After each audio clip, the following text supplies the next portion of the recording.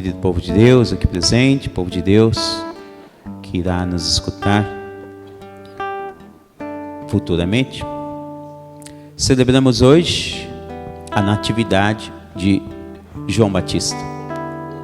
E vale a pena lembrar, como já estamos citando esses dias, que ela foi antecipada para hoje, devido à solenidade que amanhã nós vamos celebrar do Sagrado Coração de Jesus.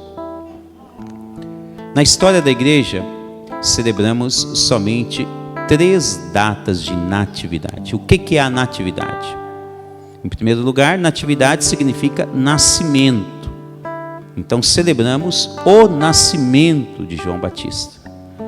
Celebramos somente 3 datas como esta: a de Jesus, que é no Natal, a da Virgem Maria, 8 de setembro, e hoje também celebramos antecipadamente a natividade de João Batista. São pessoas que nasceram neste mundo isentas do pecado original. Jesus, porque ele é o Cordeiro imaculado do Pai. A Virgem Maria, porque teve uma graça especial, que ela foi concebida sem o pecado original. João Batista, ele é concebido no pecado. No entanto, aquele momento, o qual a Virgem Maria visita Isabel, ali acontece uma ação miraculosa, e João Batista fica repleto do Espírito Santo, no ventre de Isabel. Ali então, a igreja atesta que ele foi isento de toda a culpa original. E ele nasce então sem pecado, concebido com pecado, e nasce sem pecado. Por isso ele também entra nesse rol de celebrar a sua natividade. Tá? E hoje, já logo de cara, nós notamos acontecimentos fantásticos, sobrenaturais, em toda a liturgia de hoje, né? A primeira leitura, por exemplo, você vê Isaías anunciando, né? Uma leitura de Isaías, que ela se encaixa para a festa de hoje. Então se refere também ao nascimento de João Batista, quando fala-se que Deus o preparou desde o seu nascimento.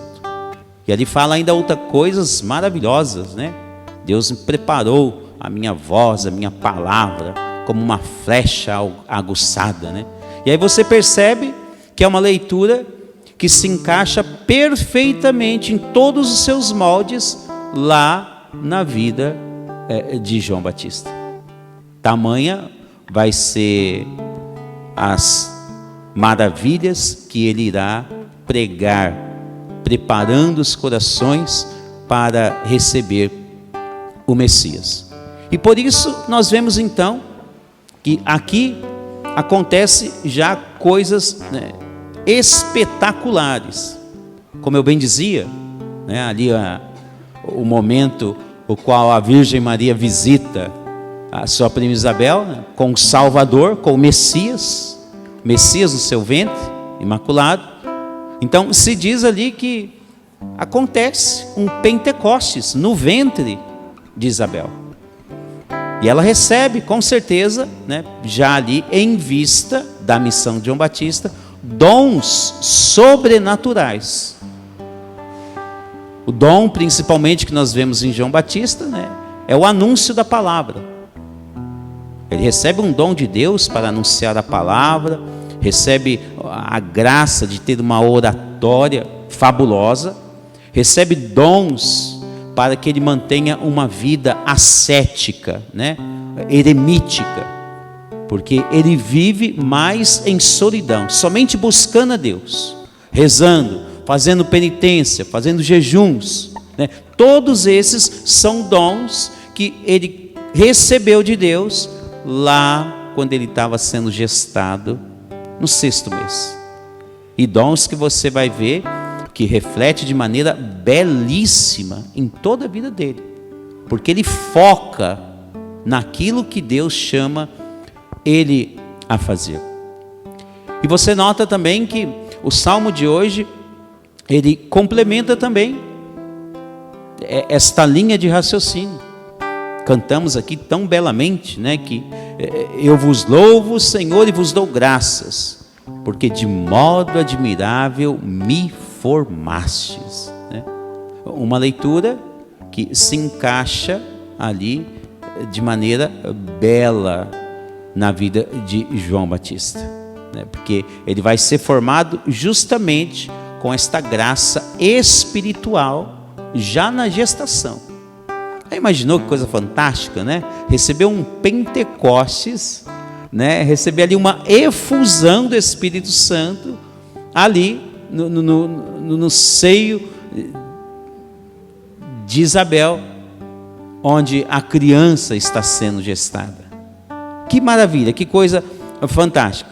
E depois nós vemos ali, em continuidade, com a primeira leitura e o Salmo, vemos Paulo dizer sobre João Batista. Ele faz menção e enfatiza que o batismo de João se refere a um batismo de conversão,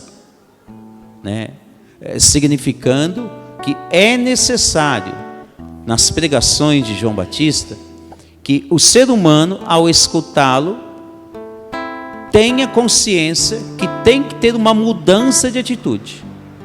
Por isso, nos dias passados, nós comentamos, que várias pessoas iam até ele e perguntavam para ele: o que eu tenho que fazer então? E ele dizia, ele falava: então, você é assim, você tem que fazer agora isso. Ou seja, você tem que mudar.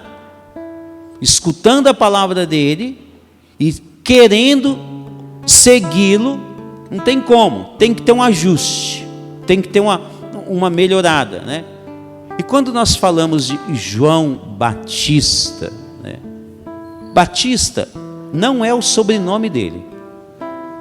Batista vem de João o Batizador.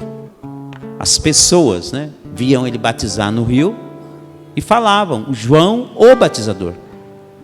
Então ficou ali o nome João Batista, mas não que Batista seja o sobrenome dele. É da ação que ele fazia, da missão que ele cumpria.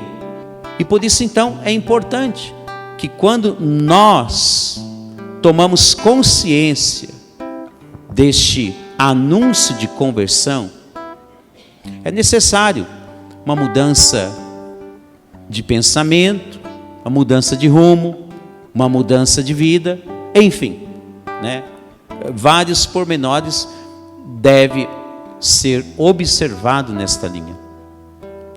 No Evangelho, nós vemos hoje algumas ações miraculosas, grandiosas de Deus. O que vem a ser um milagre? Um milagre se trata de um acontecimento extraordinário. Extraordinário já está dizendo, fora do ordinário. Extraordinário. É um acontecimento incomum. Um acontecimento, formidável, formidável, que não pode ser explicado pelas leis naturais. Não consegue. Você vê algo miraculoso, você não consegue, pela sua razão, explicar aquilo que aconteceu.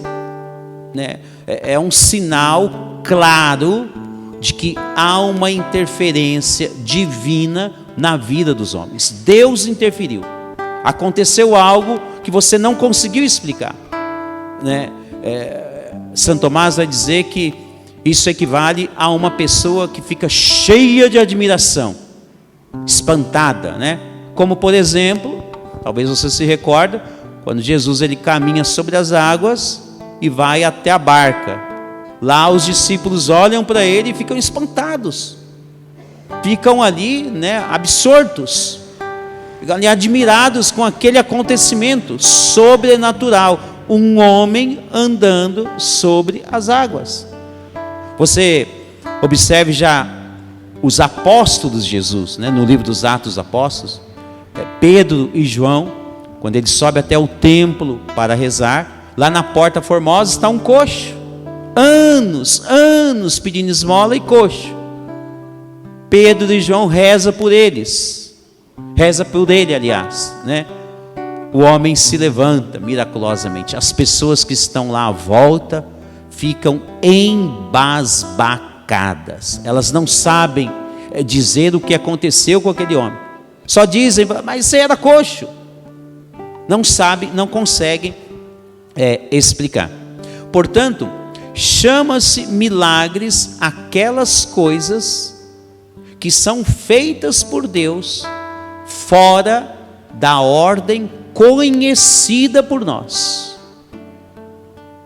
Deus, ele está, né, nós falamos costumeiramente, né, céu, paraíso. Ninguém nunca viu isso. Ninguém nunca viu o paraíso. Mas você sabe que existe um Deus no céu e no paraíso. E portanto, quando acontece algo desta origem, desta proveniência do céu, vindo de Deus, são causas desconhecidas por nós. Ali então está a causa do milagre.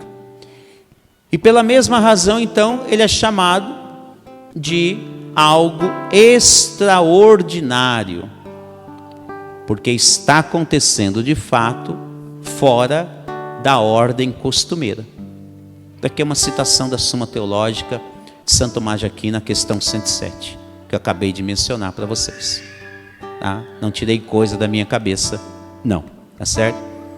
E aí você nota então que no evangelho de hoje você vê claramente milagres ali já acontecendo, resultados, né? Porque o evangelho de hoje ele já se diz que completou-se o tempo.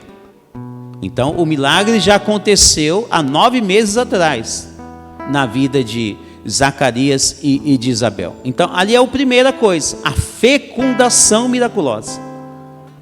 Zacarias e Isabel, idades avançadas, não poderiam ter filhos, como narra a história bíblica. No entanto, sempre se tornaram pessoas tementes, temerosas a Deus, e não arredaram o pé da missão que eles tinham lá no templo. E quando Deus então encontra pessoas assim, que continua sempre indo em busca dele, mesmo que ainda não receberam todas as graças, é ali que Deus começa a atuar, é ali que Deus começa a agir. Depois temos ali uma outra ação miraculosa no evangelho de hoje, é a cura da mudez de Zacarias. Está ali aquele cenário do evangelho de hoje, um cenário riquíssimo para reflexão, para você meditar, para você fazer uma leitura orante na sua casa.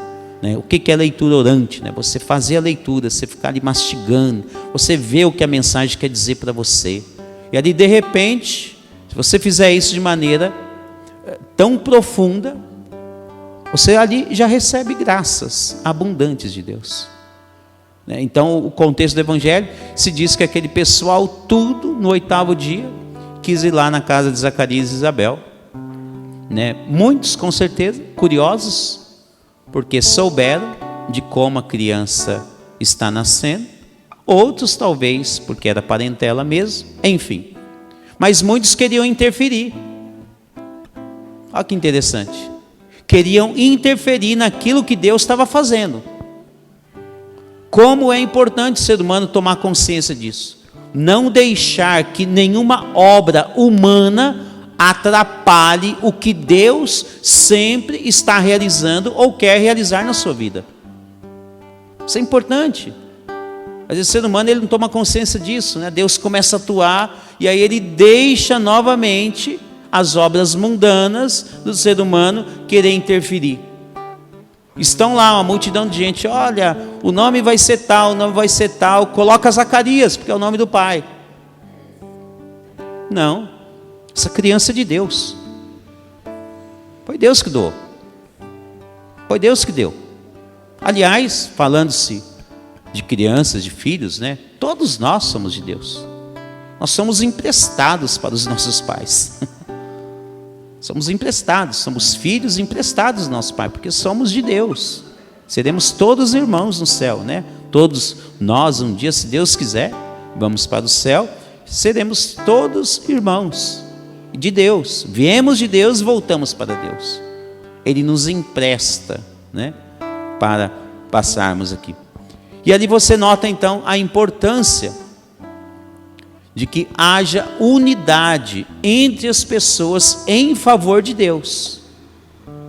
Isabel, com a voz mais fraca, com certeza, né, porque é a voz da mulher naquele período, mas ela fala, não vai chamar Zacarias. O nome dessa criança é João, né? Não, mas não deve ser João, deve ser outro nome, né?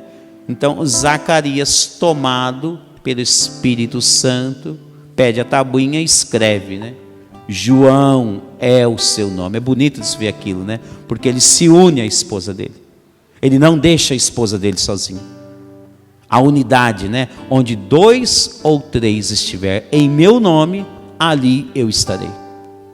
E ali então acontece mais uma ação miraculosa. Qual que é? Quando Zacarias escreve o nome de João, o que significa João?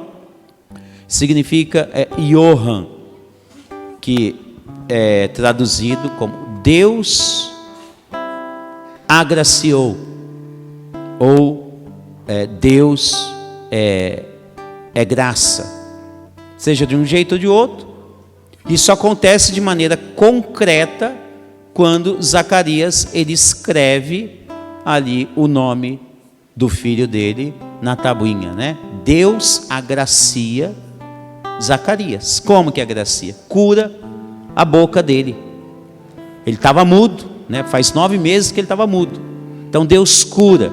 E aí então ele vai destravar a língua e ele vai começar a louvar a Deus.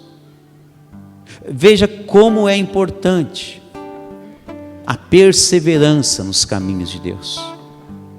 Como é fundamental isso. Então, quando nós celebramos um dia como este, a natividade de São João Batista, né, além de observar este grande precursor de Jesus, que ele vai ser, anunciando ali os momentos de preparação, de conversão na vida do povo de Israel, é como se a gente escutasse essas pregações de João Batista também no dia de hoje. E talvez ele pediria para cada um de nós conversão, mudança de vida, mudança de atitude, mudança de rumo, né? Não sei no que a gente precisa mudar, eu sei no que eu preciso mudar como padre. Agora, você que está sentado aqui, você que nos escuta, é você que tem que tomar consciência disso e não fugir.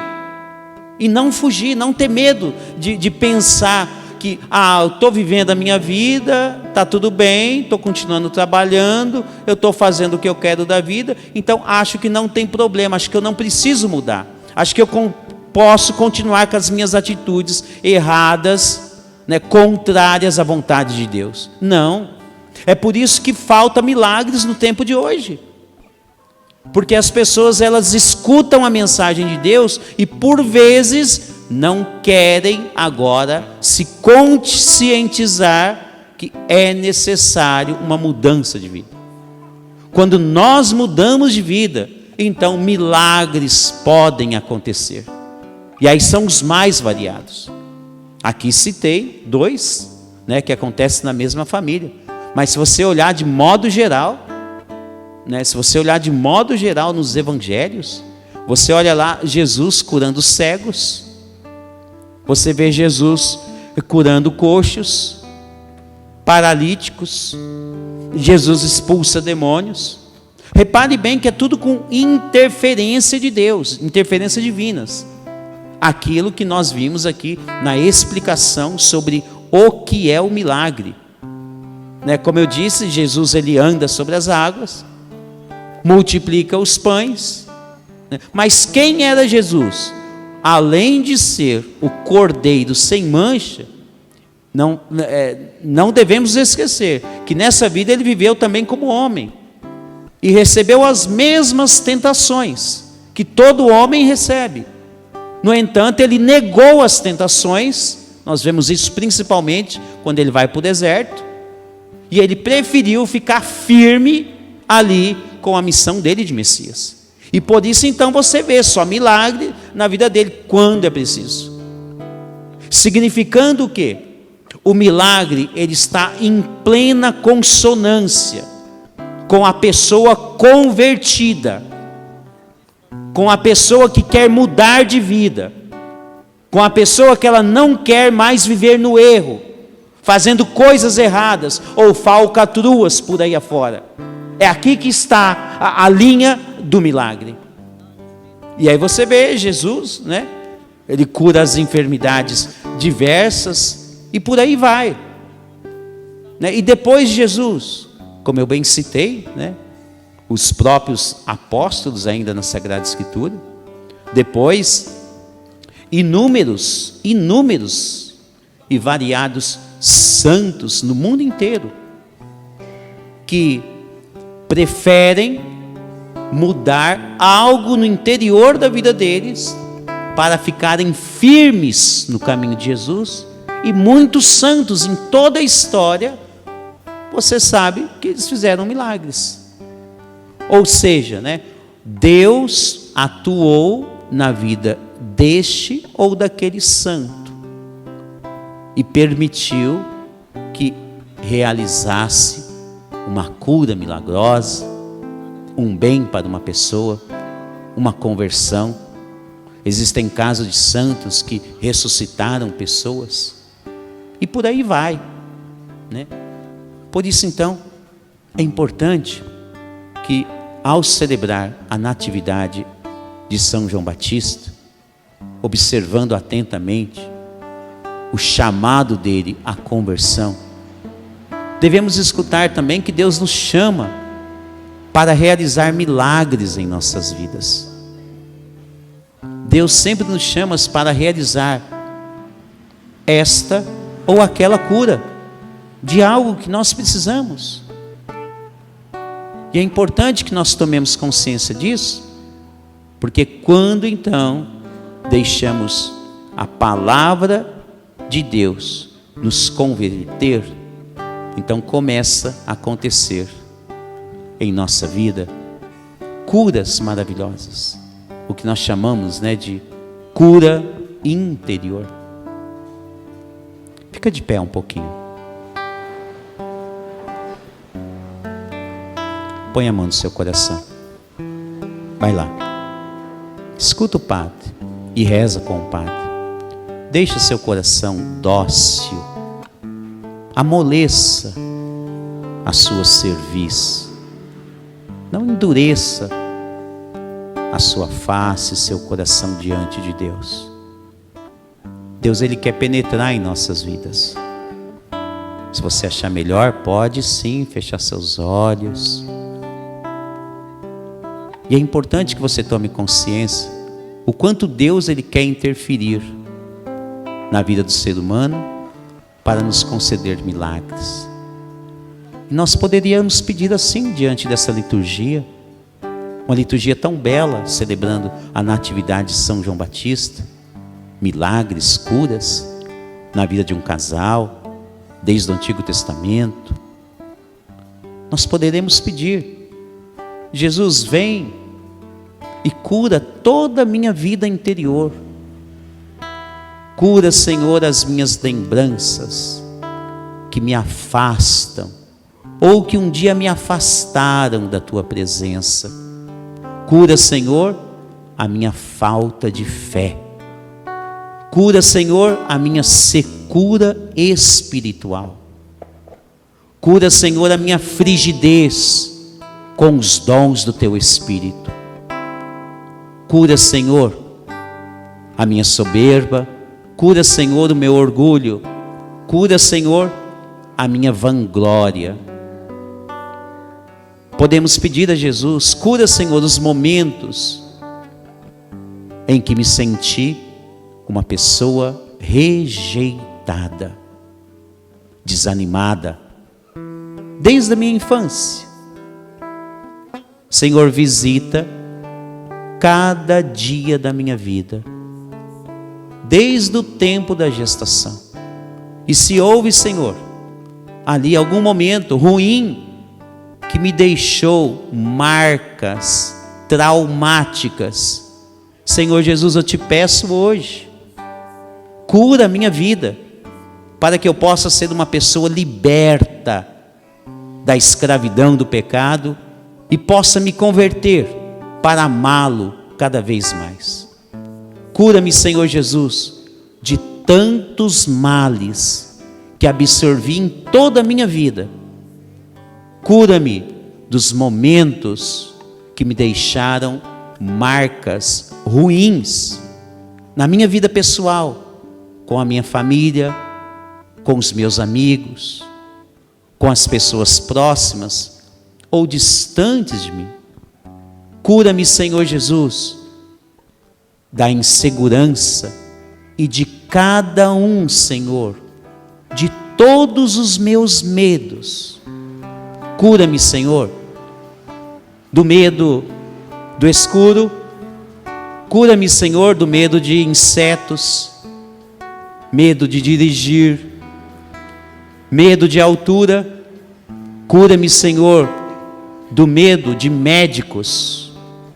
Cura-me, Senhor, do medo de ficar sozinho, de ficar sozinha. Cura-me, Senhor, do medo de falar em público. Cura-me, Senhor, do medo de conversar com as pessoas. Cura-me, Senhor, do medo da morte.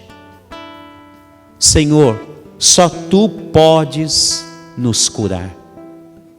Por isso, Senhor, nós Te pedimos nesta noite maravilhosa que o Senhor preparou para cada um de nós nesta Santa Missa.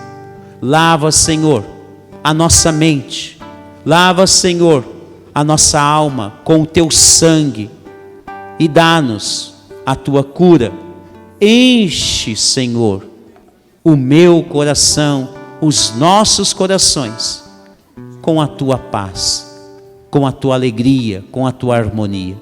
Tira, Senhor, da minha vida todo o desejo de pressa exagerada. Cura, Senhor, da minha vida a ansiedade. Cura-me, Senhor, da ansiedade que muitas vezes produz insônia. Cura-me, Senhor, da insônia de minha vida. E devolve à minha vida, Senhor, o Teu descanso.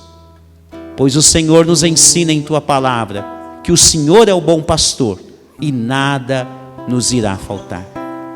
O Senhor nos ensina na Sua palavra que devemos ir até o Senhor e agora descansar em verdes prados. Nós Te pedimos, Senhor, cura a nossa vida de todos os sentimentos ruins, de mágoa, de ódio, de rancor, de ressentimentos.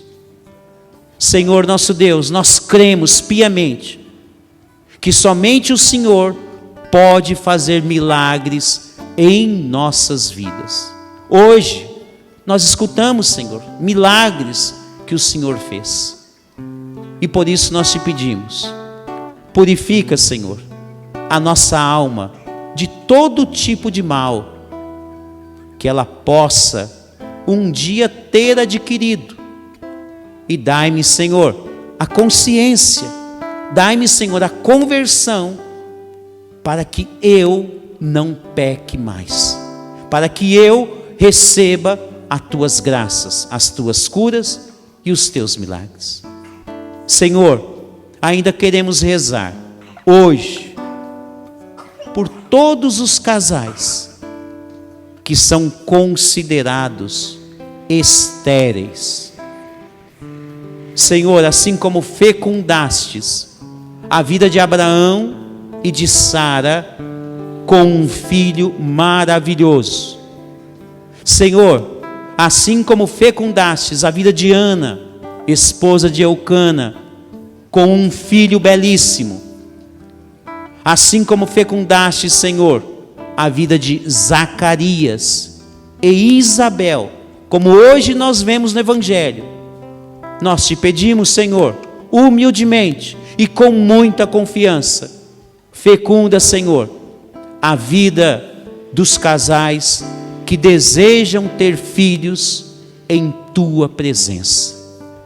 Senhor, cura-nos de todo e qualquer tipo de mal. E desde já, ó bom Mestre, ó Senhor nosso Deus, nós te louvamos, nós te agradecemos, pois cremos piamente que estás agindo neste momento em cada um de nós, pelo poder do teu santíssimo nome, Senhor Jesus. Assim seja. Amém. Louvado seja nosso Senhor Jesus Cristo.